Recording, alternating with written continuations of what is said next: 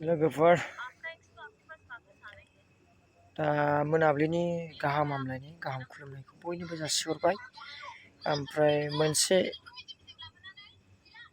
खोथानि सायावसो एसे सावरायनो फैदों।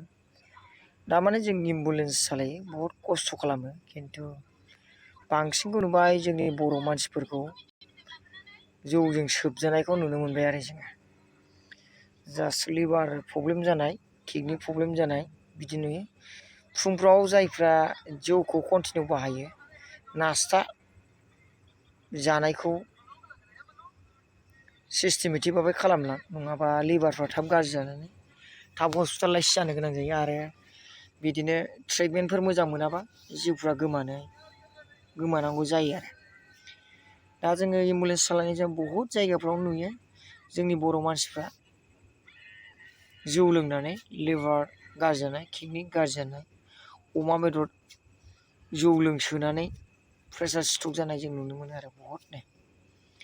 थारमाने गाव एम्बुलेन्स ड्राइभार जानायखाय बुंदों बेफोरखौ दासान। खारन मानो होनबा जोंहा गोसोआव दुखु मोनो, जाथिनि मानसिफ्रा बिदि जाबाय थायोबा, बिदि प्रब्लेमाव गोलैनानै एफा बेसेन गोसा जिउ। मानसिया जोनोमा खनसे जायो आरो जोरनांगौ आयुआव जुदि कमप्लिट जोरनो हायाबा न'खरफ्रा नोरजिरा जायो। उन्दै उन्दै गथ'फ्रा जुदि थालाङोबा बेफोरखौ हेल्प खालामनायाव जोंहा गोबां खहा जायो।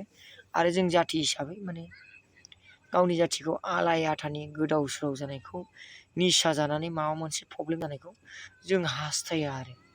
दा माने भिडिअ'खौ मोजां मोनोबा लाइक खालाम, शेयार खालामनानै हो। थारमाने बहुद नुयो आरो जों सान हर खाथियो नालाय रायजोफोर। थारमाने सोरबा सोरखौबा गाज्रि बुंदों होननानै साननाङा।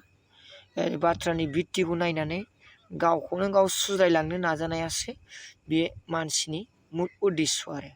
एसेनोसै, थेंक इउ, खुलुमबाय।